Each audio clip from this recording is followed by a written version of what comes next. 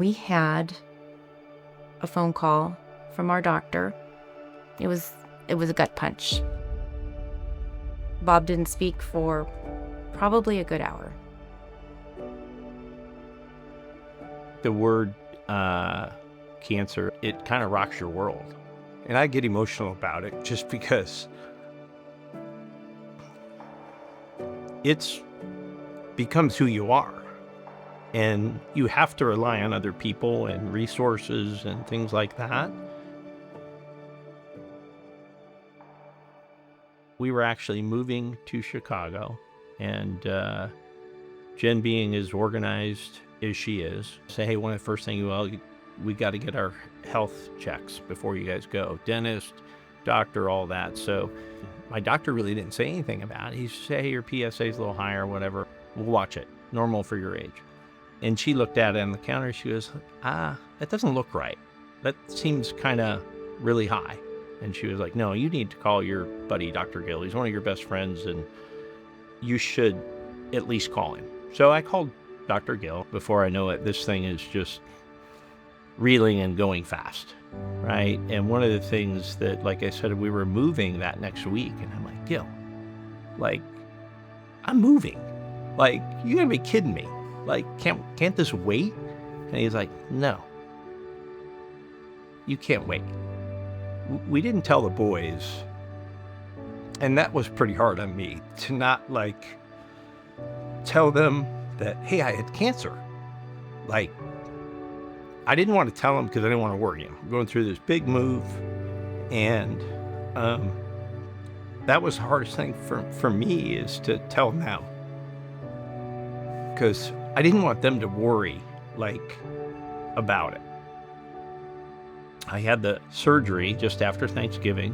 Our experience with his journey, unfortunately, being in the middle of COVID, was kind of like a double whammy. It was a 45-minute drive, and he was terrified. For 45 minutes, he didn't say a word. He stared. I stared. We got to the valet of the hospital. There's nobody there, and they would not let me even come beyond the sliding doors to say goodbye to him. It was a lot. Come out of the surgery, and hey, everything went fantastic, right? Everything was great. So in my mind, I'm like, hey, okay, let's move on down the roads, get past this, and everything's gonna be great. I call it the part 2 of the journey, right? Radiation.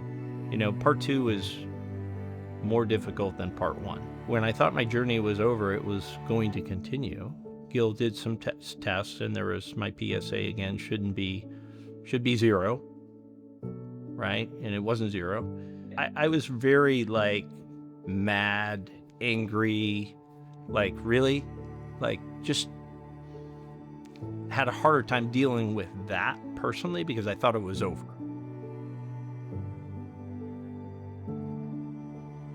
So I go 40 days of radiation, and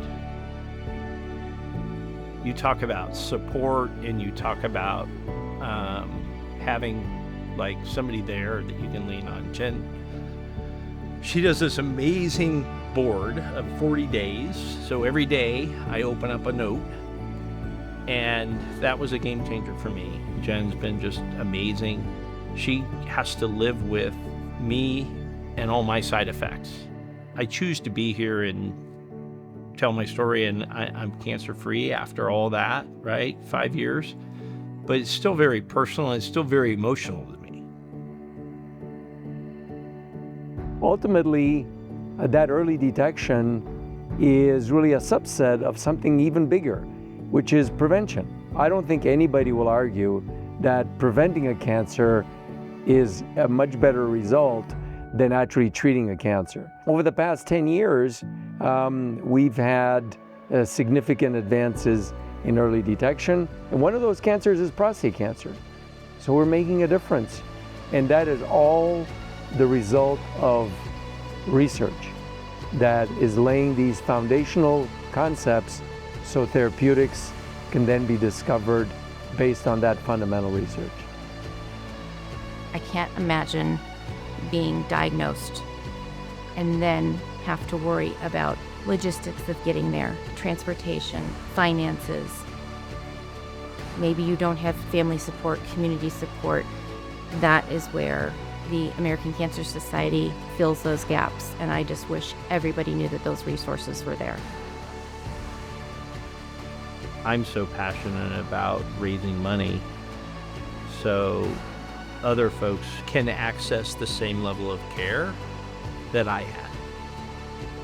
One of the special ways that the American Cancer Society promotes cancer research is that it really works across three foundational pillars: discovery, advocacy, and patient support.